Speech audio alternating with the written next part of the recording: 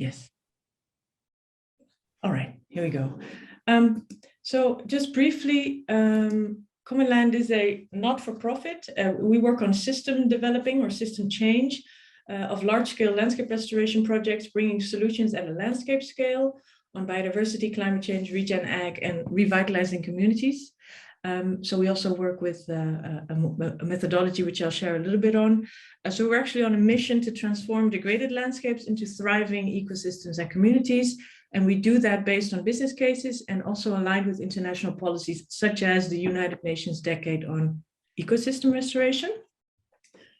So we work in multiple countries, and I think these are some of the key landscapes that we currently have relationship with, but it's expanding.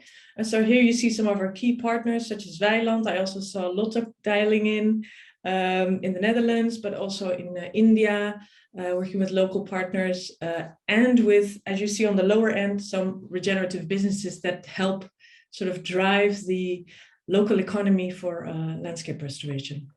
Just a snapshot.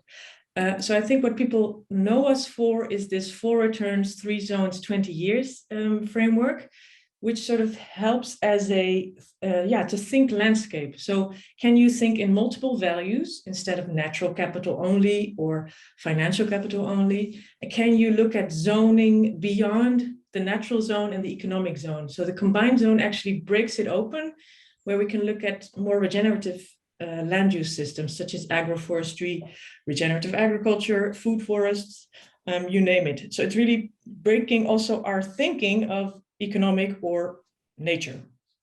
And the 20 years is really at minimum that we work with. So ecosystems need time, and therefore we believe in 20-year restoration cycles. And all of our work is also, stretched to that time limit or timeline, you could say. So we're a global community of practitioners. So on the left-hand side, you see we're trying to organize more and more offline events, which is a bit tricky nowadays. But anyway, we're gearing up for that again. And we continue doing online community of practice sessions just to keep the conversation going and connect people from all over the world. So that's where we're at today in this session. We also have a platform. It's 4returns.commonland.com. You can find all kinds of tools, stories, resources, courses, cool organizations, and stories of partners that we don't even formally work with, but that we really find exciting and cool, just to get all of these networks and connections going. So feel free to check it out. It's free, it's accessible, and it's meant to connect dots. So what I wanted to do now is actually get us into the groove of what we're focusing on today, which is soundscapes and the sense of hearing. So if you're in a room or if you're outside, make sure to free your ears so you can hear. I'm just going to open my window. A second. And the idea would be to just take 1 minute to listen.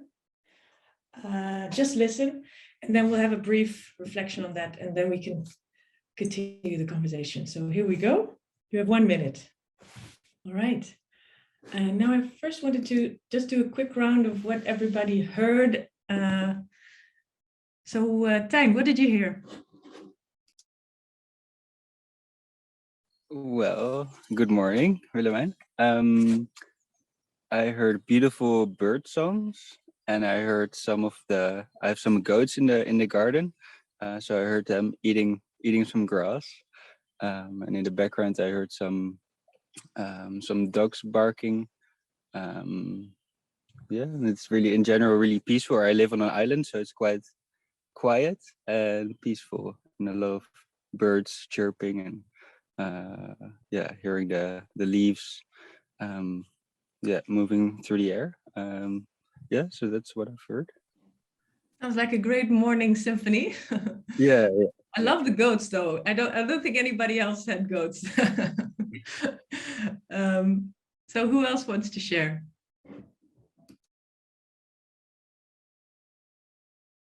Okay, I'll wait. A lot of birdsong again, and I think the unique thing that I heard was a woodpecker really going to town on a almost dead tree this morning. Wow, nice.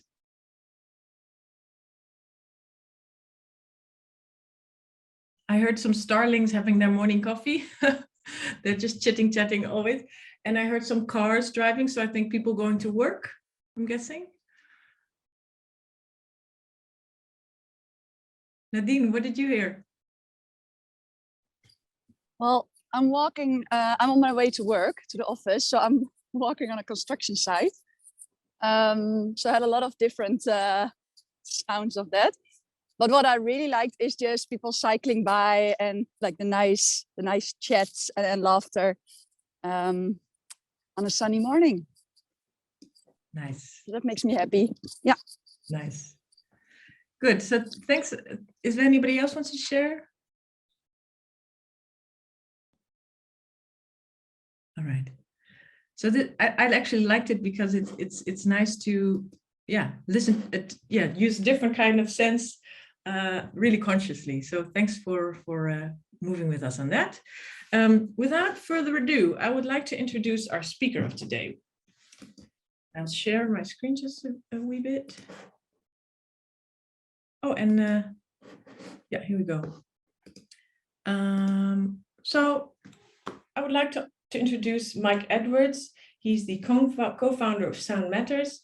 Sound Matters uses sound and music to positively connect listeners to the processes that are shaping the environment in the 21st century. So that also makes it very much connected to the landscape restoration work.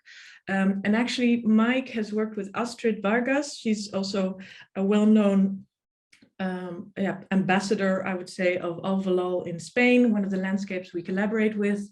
And Sound Matters, together with the team, they recorded the sounds of healthy soil, amongst others, but also the community life. And it actually produced a couple of tracks. You can find them on SoundCloud. We'll share the links in a bit, called Soundscapes of Resilience. And it's such an interesting way of experiencing landscape restoration. And such a beautiful way to look at it and listen to it. So I really am a big fan. And we would like to actually take a bit more time to hear what Mike's experiences have been, how he sees this type of work. So I would like to give the floor to you, Mike. Here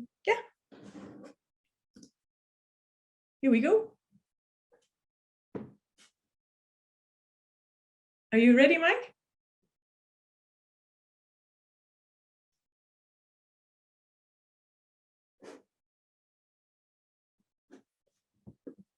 Can you hear me, Mike? He's out recording. Here you go. Awesome. Yeah, sorry about that, everyone. It's okay. Screen sharing. I'm fed up with screen sharing. I'm fed up with Zoom. I actually did a proper presentation yesterday in front of people who are actually alive. It was quite nice. So what I'm going to do is I'll just take you. So thank you very much for the introduction and thanks for giving me this opportunity. Can everyone hear? Is that all nicely audible? Perfect. Great. I want to take you on a bit of a journey into our work and importantly, sort of why we do it, because I think that's sometimes important with all this. It's like, it's a lovely idea. Oh yeah, sound matters, listening is important, but why do we believe that? And in a sense, why have we dedicated our lives to this? We're all on a similar journey, but sort of coming from different perspectives. And I think ultimately it's because we want to make the world a better place. And by God, do we need to make things better with everything that's going on? 2-3 weeks ago, well, actually, no, it's longer now. A month ago, we were just coming to terms with sort of understanding, managing the COVID crisis, and then we basically are staring World War III in the face. So how do we make sense of this? How do we actually, how do we not go mad? I think that's key to this as well, is that we're all getting on with our day-to-day lives. We're all trying to make sense of it, and we're all trying to make, we're trying to contribute to a better world, but we have this background noise of a bunch of very powerful idiots armed to the hilt, who are basically, you know, threatening each other and the rest of us. So how do we contextualize this? And I think more than ever, what we're seeing is a collective inability to listen to the world.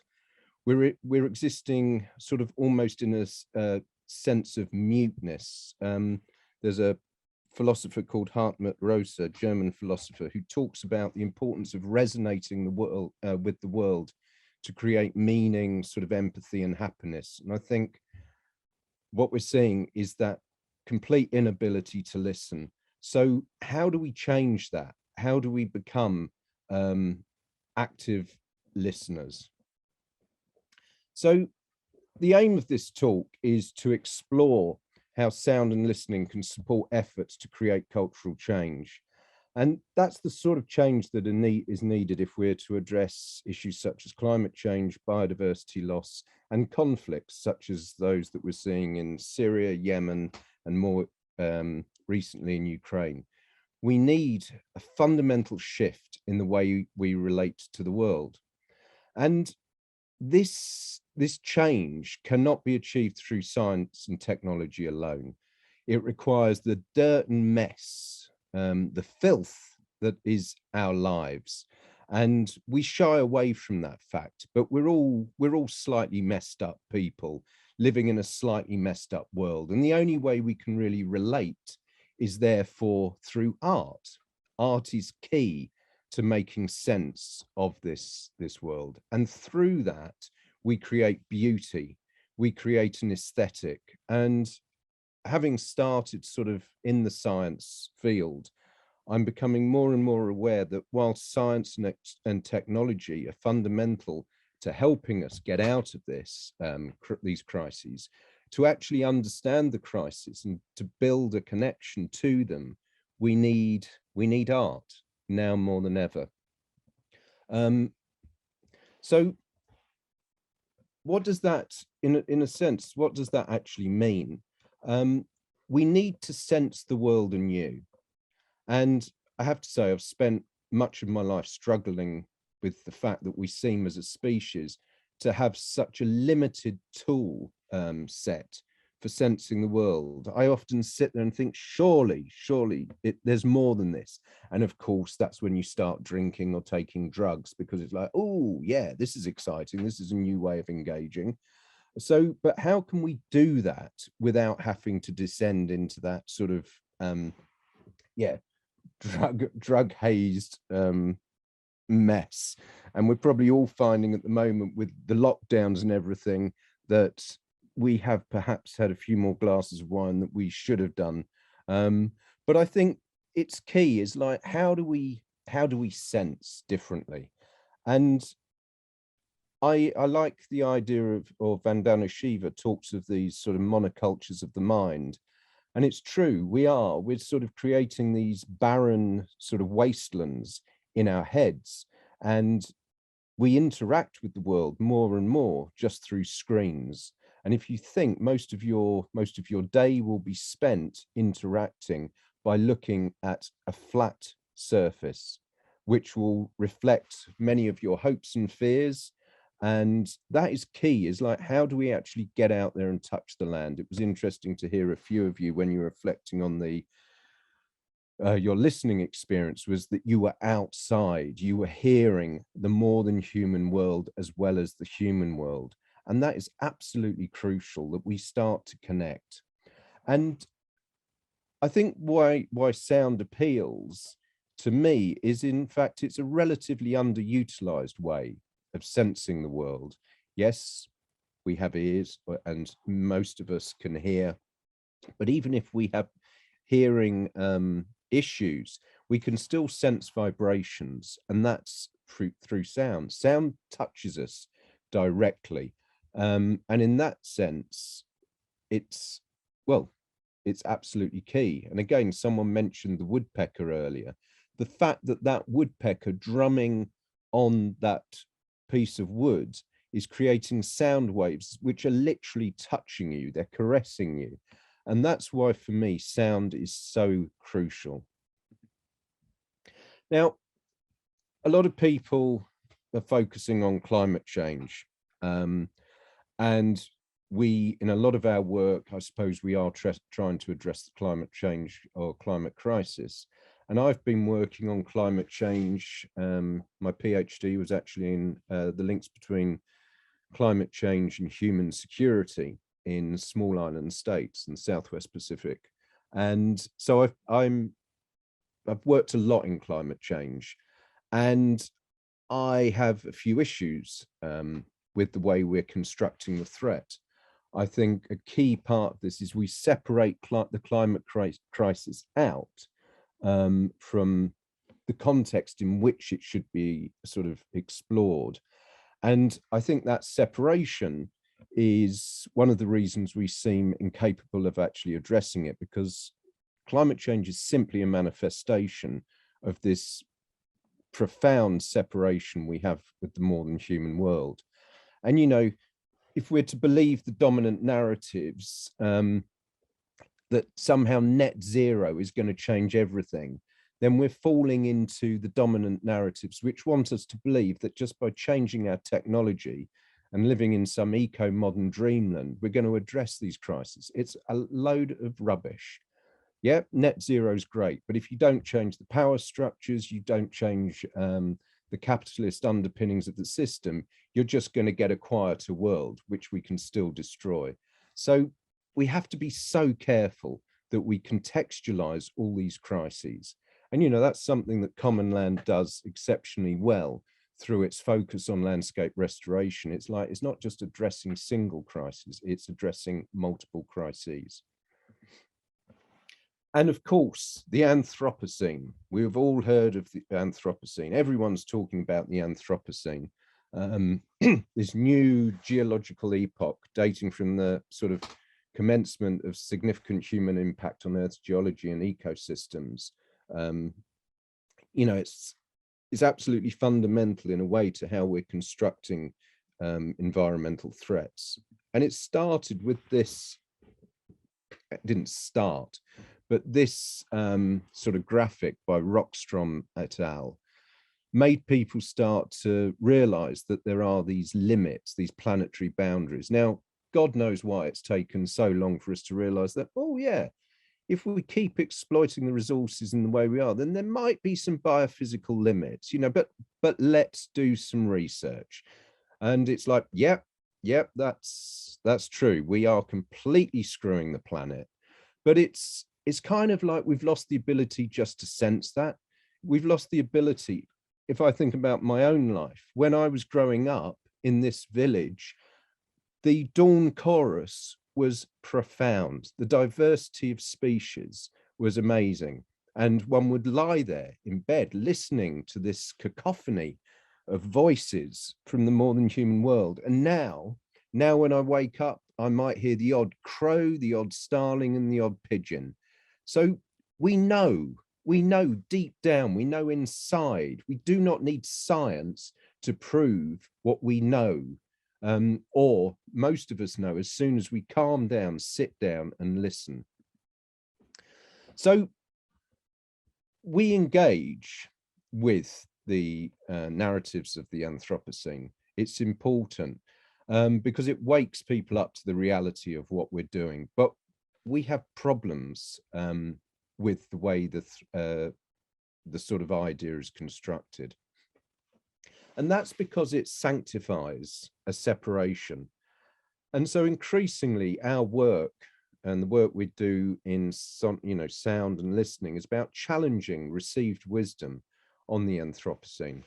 And we're not, by any means, we're not suggesting that humans aren't completely trouncing the planet.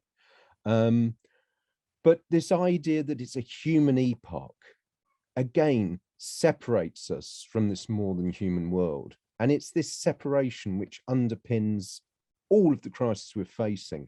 And in a way, the Anthropocene brings to a close 2,000 years of Western philosophy and achieves Plato's dream of silencing the dirt of nature whilst elevating sort of the rational mind into the warming atmosphere of human hubris and dominance. And that's like bugger the human world. We need to hear the voices of the more than human world. And we need to be able to resonate, even if we don't understand what the, you know, the black cap is saying when it sings. We don't necessarily know what the coyote is saying when it barks or screams.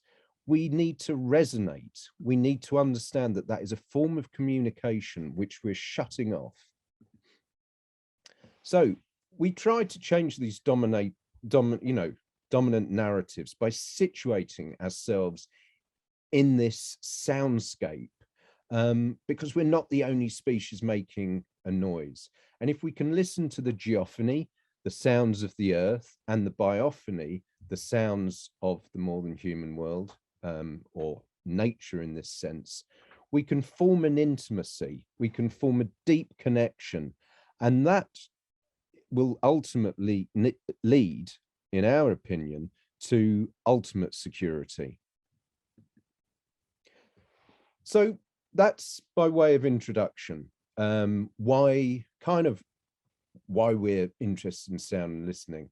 And I think it's important just to say a little bit about, you know, our story. How did we come to do this, and why did we do it? You know, it's not the most intelligent career choice, especially from a finance perspective. It's like, yeah, great, let's try make a business out of listening to, you know, birds chirping, and that is not the easiest.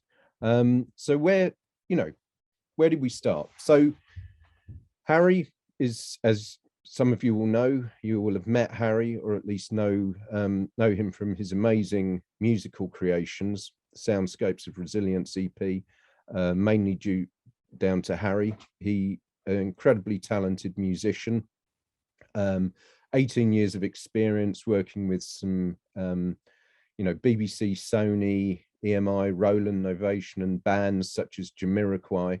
And he's an artist in his own right. He goes under the name of Soul Hack.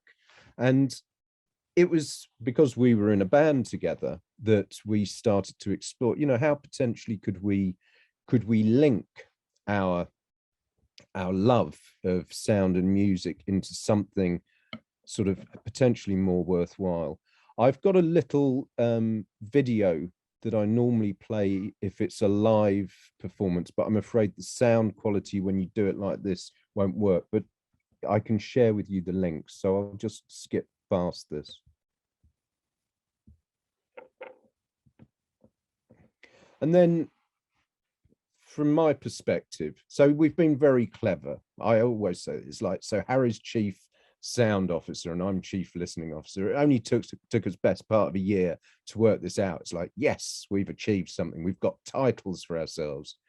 As I say, I worked in Australia for many years doing PhD and researching links between security and climate change. And then I sort of moved into the NGO arena after 12 years as a professional didgeridoo player.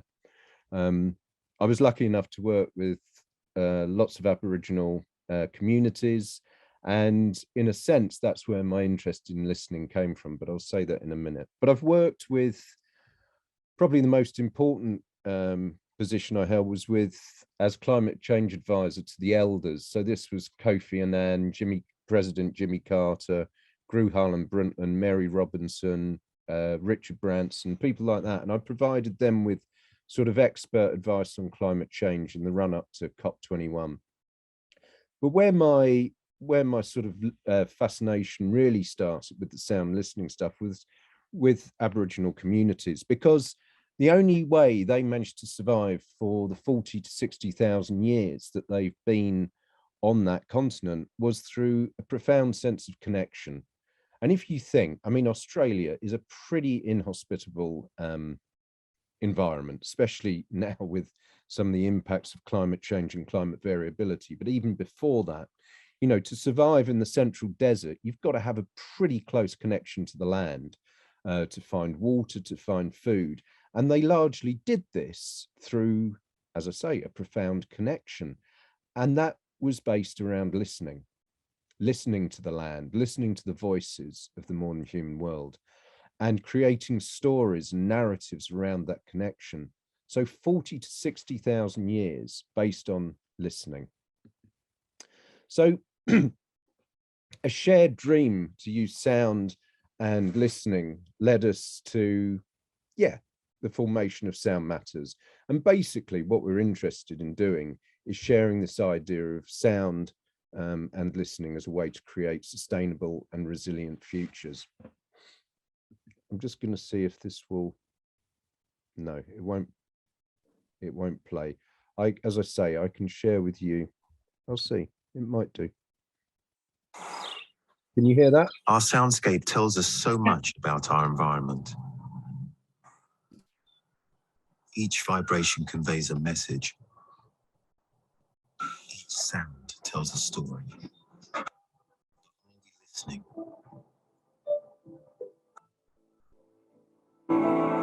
So much connectivity. Why such disconnection?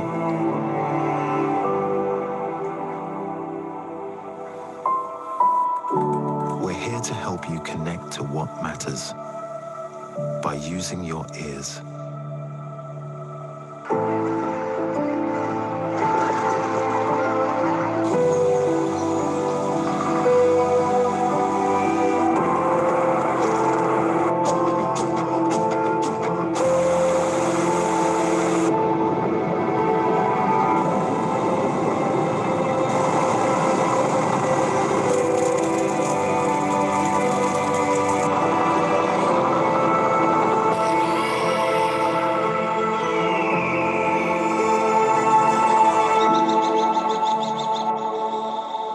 Welcome to a new way of listening to the world.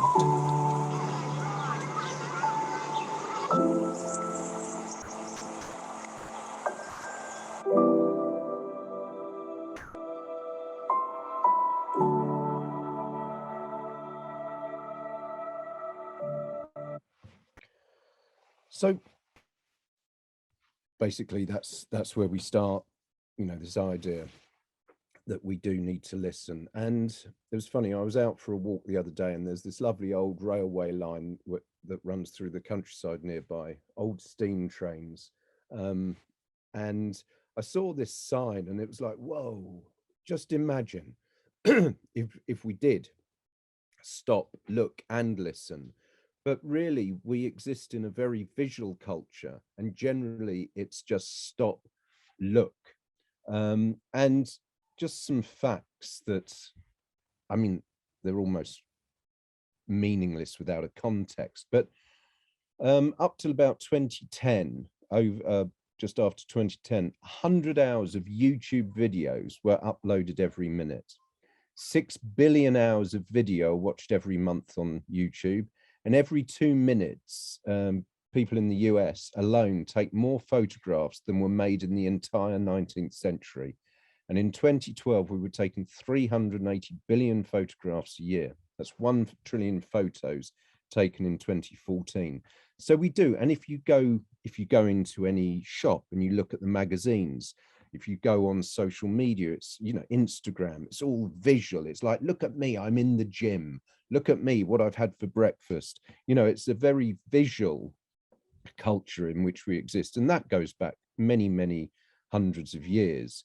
So it's this idea, though, that there are other sense modalities which can provide knowledge of our surroundings and could help us. This is what's so important, is to tell new stories about the world.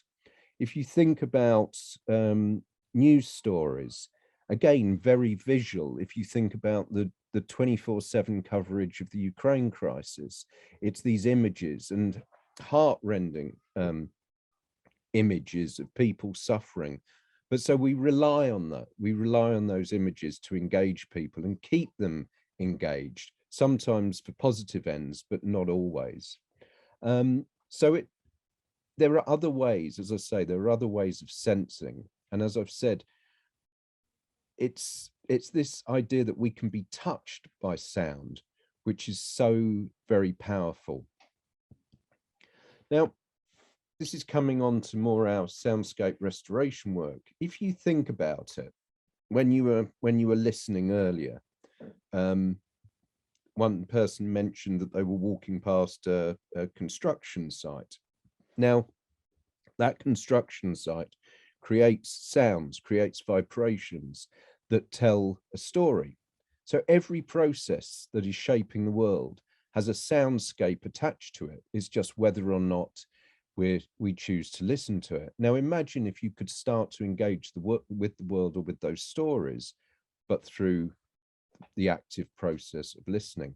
If you think climate change creates soundscapes and sound marks, a carving a glacier, an iceberg dropping into the sea, you know, floods, whatever it might be, droughts, they all have these soundscapes and sound marks. Biodiversity loss, key. And that, in a sense, is more what's being extracted from the soundscape, that what is being removed. And if you compare soundscapes, as I said, when I was a kid, soundscape 50 odd years ago to now, completely different. Urbanization, soil loss, pandemics, all have soundscapes. COVID, fascinating. So during COVID, I was doing some recording in the village, and people were interested. Obviously, anyone walking around with headphones and a fluffy microphone causes a stir in a small English village. And someone got talking to someone, and I was saying what I was doing, and they said, yes, it's amazing. Since the lockdown and since COVID, there are so many more birds around. And I looked at them and I was like, no, the birds haven't gone on some sort of breeding frenzy. You know, they're not mating like mad because of COVID. It's because you've muted the human world and you can actually hear the more than human world. But the people, it was, in my experience, that was the biggest thing for people, was the soundscape, how it changed with lockdown and with COVID. So if we can understand these processes and the sounds that they produce, then couldn't we sound design around principles of sustainability and resilience? And when we're addressing crises, could we not think, hey, what does our solution sound like? And does it resonate with the natural processes shaping the world? And this brings us on to the Soundscape Restoration. We've been extremely lucky to work with Common Land, with Astrid Vargas, Alvalal and various other organizations in the region. And we've been lucky enough to receive well, very generous support from Leopold Bachmann Foundation. But this is has allowed us to actually explore a landscape and to say, well, yeah, there's, you know, the landscape restoration process is amazing, but is there a different outcome from restoring it through sound? And if you think, whether we like it or not, landscape restoration is normally a visual activity. It's what do we want the landscape to look like? Now, imagine if we did it, what do we want the landscape to sound like? And it's quite interesting. Often biodiverse environments can be very messy. So visually, aesthetically, it's like, oh, that doesn't look necessarily very nice, but it can be absolutely teeming with life. So part of our work is to explore that. Is there a difference between restoring visually and restoring sonically? As you know, where the green areas where we work, and although parts of the landscape look quite pleasant, in many ways, because of the industrial agriculture, it's almost a silent landscape. And again, one of our activities is to monitor over time how the soundscape changes as landscapes are restored. But perhaps most important, and especially in terms of our arts-based analysis, is that this is about returning inspiration to the land. This is about getting people excited, young people, you know, people who had moved out of the area but moving back, and older people celebrating their stories, celebrating their culture through sound. And inspiration is key. Without inspiration, there's nothing. And to do this, we've developed three tools: integral listening, the Sound Systems Resilience Framework, and the E-Composer. And I'll just very briefly cover these. The idea of integral listening is that basically there are two ways of listening. You listen to the external world. So there's the sound sources coming from processes, activities, species, whatever it might be. And you hear those, but you never hear them objectively. You hear them through your baggage, your values and beliefs.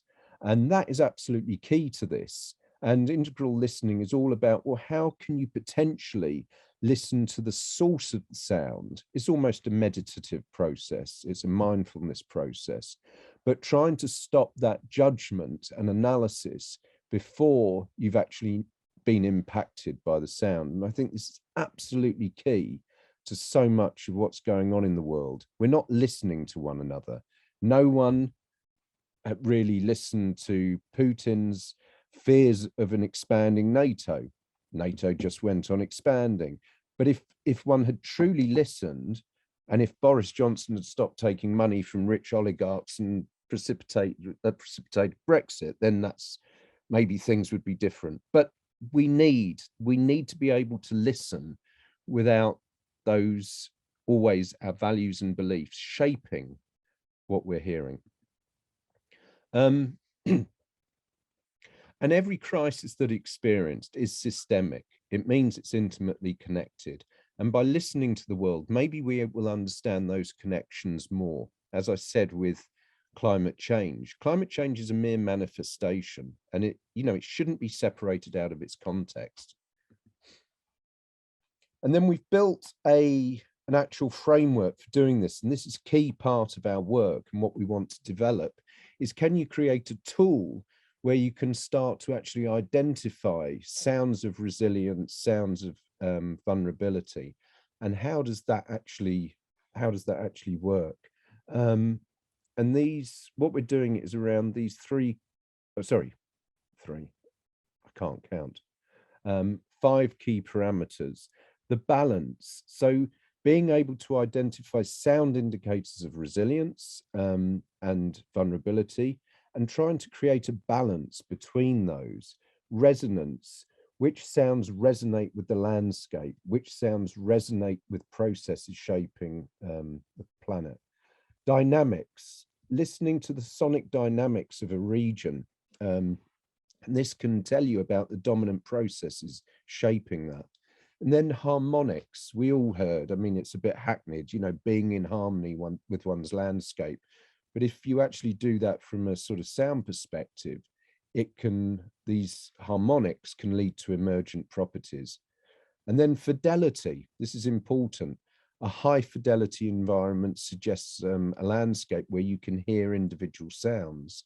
A low fidelity is when you can't really hear individual sounds, and that's normally, say you in a city environment, you don't hear necessarily the individual sounds.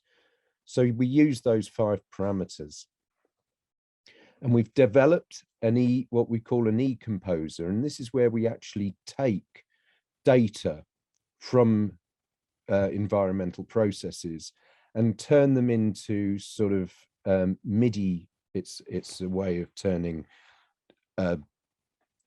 using MIDI data to trigger virtual instruments. So we can use data that we've collected and then actually assign them to musical parameters or notes and make music. And some of you will have heard the Soil Composer.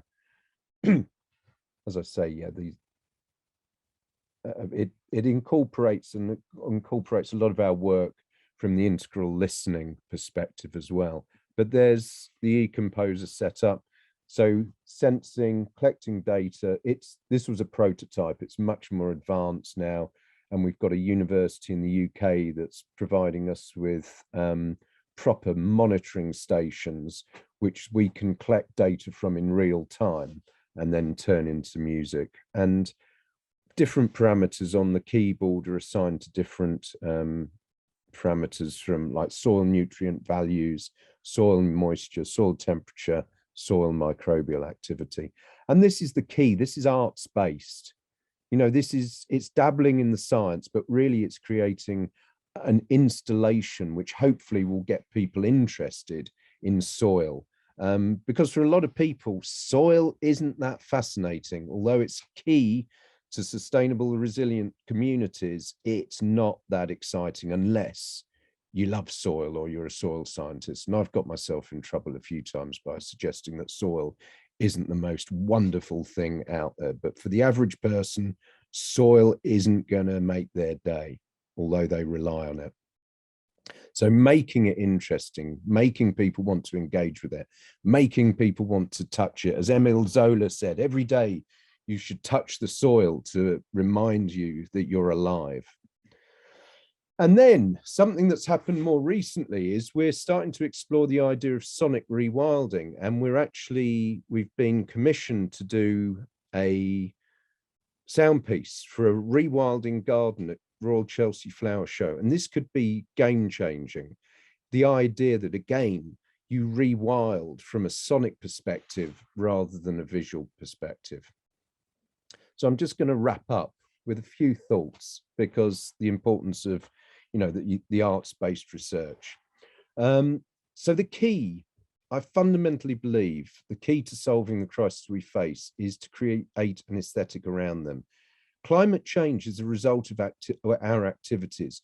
Not everything around it can just be seen as ugly, to something to overcome. Increasingly, the narrative is that we've got to have a war against climate change. Even scientists are falling into this slipshod sort of messaging. And it's like, no, that we created that through human activity and that. So if we have to engage with it more than just around, oh, we've got to defeat it. What does it mean to us? What music do we want to create? What literature? How do we engage with the crisis? And that's key. That's what arts-based research is all about. And science struggles with this connection piece. If you look at that graph, are you going to really change your behavior today? Are you going to think, oh my God, look at that, I must run out and buy a Tesla, or that's it, I'm moving into the country and buying chickens, or whatever it might be? No, utter change. And it doesn't. You'd look at it and think, oh yeah, that's bad, but it's not going to change the average person. It's the deadening lens of statistics. What you've got to do is take that graph and turn it into something which is going to shape people's lives, get them excited, get them on the dance floor, you know, want to change. And one thing that worries me a little bit is the activists, climate activists, are saying, you know, we come with nothing but peer-reviewed science. And it's like, that's not going to change people's behavior. And that's why we mustn't just fall into this idea that science holds the answer to all these problems. It's incredibly important for our understanding, but to actually create change, we need that intimacy with these issues. So that's it, really. Thanks, Mike. We're on, I'll just finish, we're on a path to try and create a listening revolution. And we'd love to work with other people, and we'd love to, you know, explore ways to collaborate. Obviously, we're very much involved with Common Land, but, you know, it would be great to get other organizations involved and on this journey. So thanks for listening. Brilliant. So I hope you can hear the applause from all over the world.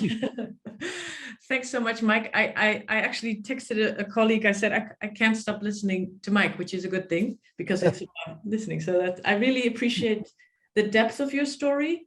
And I'm sure there are some questions. So what I like is that your journey partially started in Australia. Yeah. And of course, we are also working with partners in Australia, including an Aboriginal-led initiative. And they also very much stress the need for storytelling, songs, yes, dancing, and art as a way to experience the world and as a way to move forward. So I really like the connections there as well. But I would like to give the floor to the listeners. Do you have a question to Mike that you want to ask, or an observation? Go ahead, Peter. Yeah. Cheers. Yeah, good day, everyone, and good to see you on camera, Mike. One question I have that you all will probably might have an answer to is sort of as we're all kind of working in the space of working toward plugging artists and science practitioners into land regeneration projects. How do we do this in a way that doesn't feel external, and though we're just sort of dropping an artwork or a practitioner into the mix as a sort of as a patch or just sort of as an instant solution? How do we build that creative spirit from the ground up in these places?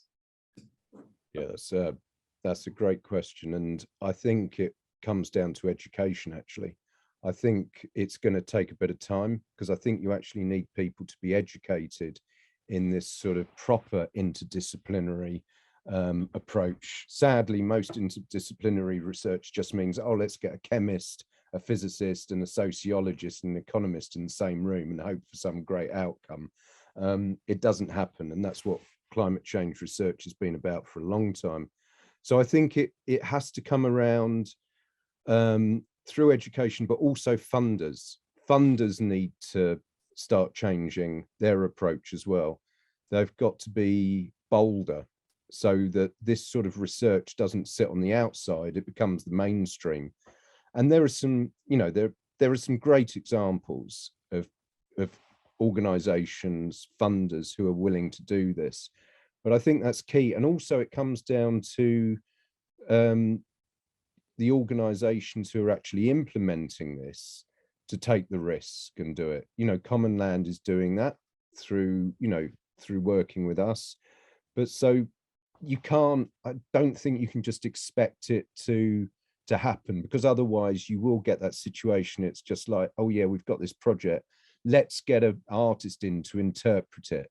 So they're dancing around, singing a song around some physics experiment. And that's what's happened so much, let's sonify data.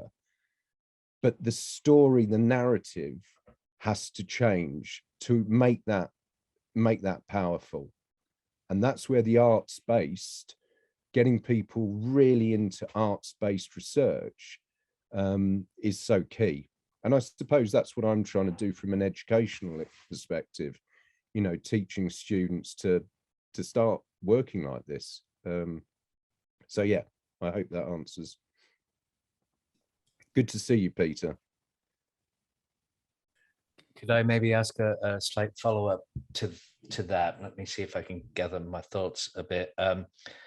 It would seem to me very integral that, for example, you described the village you live in with the birdsong, how it's changed, or you could, for example, take soil.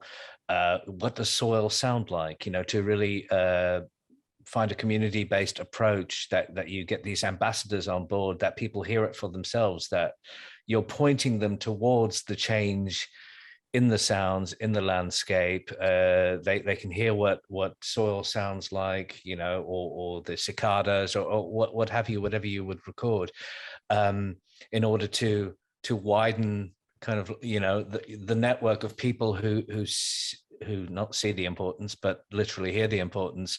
Yeah. I guess my question is, how have you encountered reaching out to the community and telling that story, and trying to get it to spread, so it is indeed not like you've plopped somebody down, some exotic person down in the middle of a desert and said, hi, I'm the guy wearing the funny clothes, but I'm here to work with you and to focus your attention on what you might be missing out on.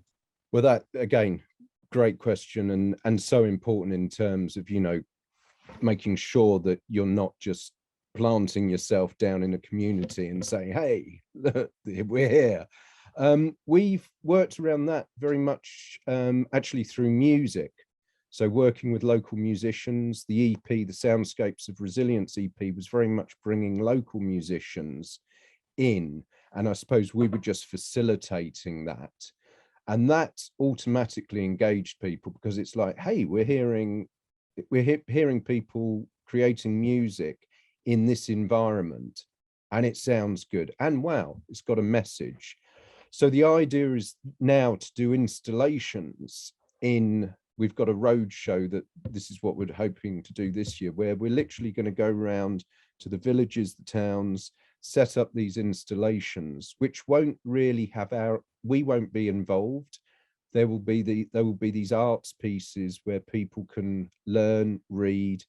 And I think that's perhaps the best way of doing it. We've got a project in Morocco as well at the moment, and we've been working with some of the musicians there. But also, it's so key to bring, that's all part of it. It's the cultural side. That's when people are going to get interested, rather than, as you say, if you just march in and say, right, everyone, listen, look at me and listen. But yes, so the music becomes absolutely key to that engagement piece.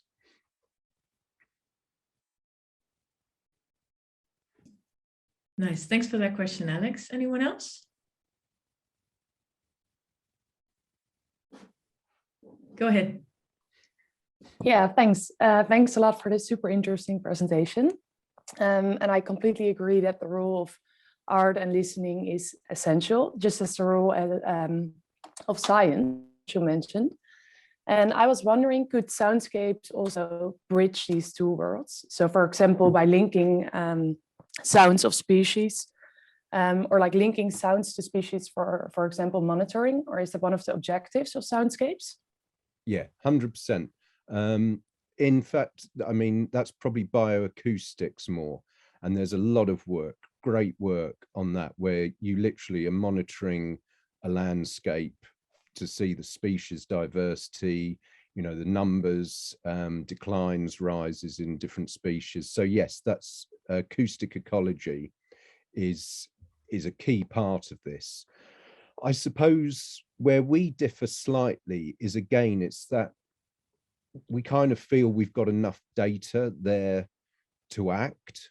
So whilst we do some of that monitoring, because I think it's key to understanding how these landscape processes are working or failing according to the acoustics of that, I suppose where we're coming from is that inspiration piece. Is bioacoustics isn't going to necessarily inspire people to change. So can we take that data and create a banging dance track around that, you know, around that information, so you get people sort of listening, enjoying it, and then it's like, oh, you know, there's a story in here. And one of the things we do there is we use this process called found sound. So we might take these sounds and create a bass line or a kick drum. One of the pieces, the Soundscapes of Resilience EP, we were actually in one of the overflow tunnels just outside one of the villages in the Alvalao region.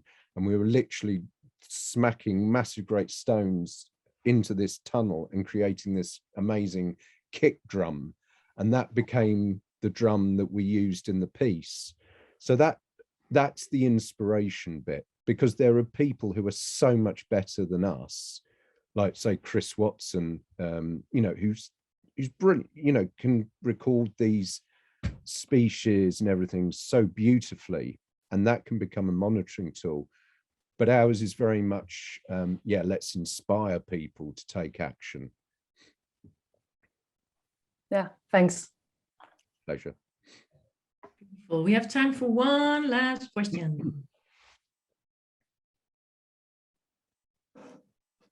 Go ahead, Elina. Yeah, hello everyone. I'm wondering, Mike, I'm working in restoration of landscapes and I love to dance, but how to connect those worlds? Yeah. Because in, yeah, you know, it's more practical. The business is more practical, just knowing a lot about landscapes and restoration and going in projects. But it's normally not the place where you go dancing, and I try to if I have the chance, I invite people to dance, but it's not a way to connect to the subject. And this is very interesting, of course. So how can I start? What is an easy way to make this connection? Yeah, I mean, actually, it's very interesting. The festival that was held in Spain, the Resilience, I forget the exact title, but Astrid organized this festival where it was very much about that, of how do you bring these two worlds together. It comes back to Peter's question that it needs to, it's not about, you know, you sort of dance or you do the research. You know, I think that's the thing. That's like, again, these Venn diagrams. It's the bit in the middle, which is where we're not exploring. And that's, I suppose, where I think we need to put more time, money, emphasis on that. So of course you need this. This is definitely not about saying you don't need that practical, scientific, technological understanding. And you don't need also the crazy dancing on the other side. It's where those meet. And I think where those meet is this idea of arts-based research. And I think that's something that's really hit me over the years, is that it's not an either or. I mean, if I take this,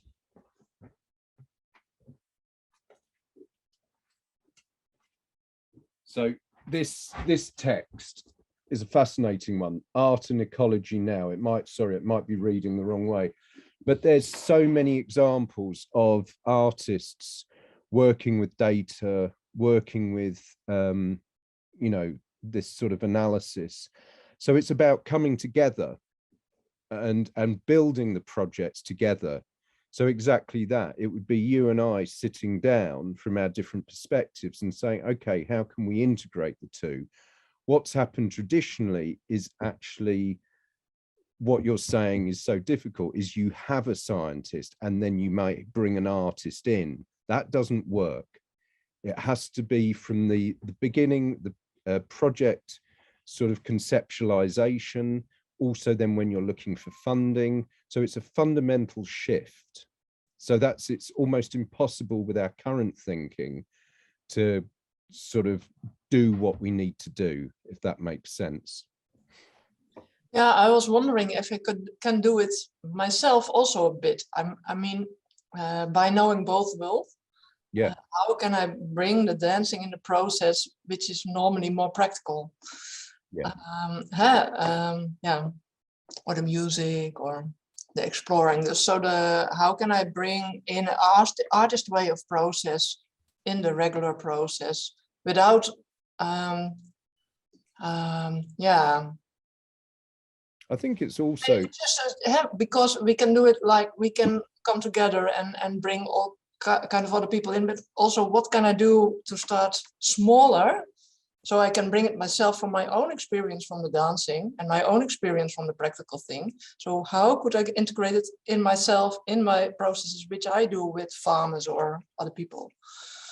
Yeah, it's, again, without knowing sort of the exact details of the practice, but I would say it comes down to listening again, listening to the landscape. And by that, I just mean not necessarily just through your ears, but opening yourself up to what the landscape might be telling you. And I think the problem is often we have an interface. So if we're using, say, technology, whatever it might be, or a certain practice, a certain way of doing things, that creates a separation. And it's about how do you actually listen directly to that? And that, I think, is what's key, is these interfaces. And that's what I've shifted massively. I mean, I was a data collecting, crazy sort of, I've never been a proper scientist, but, you know, social scientist. Data was everything.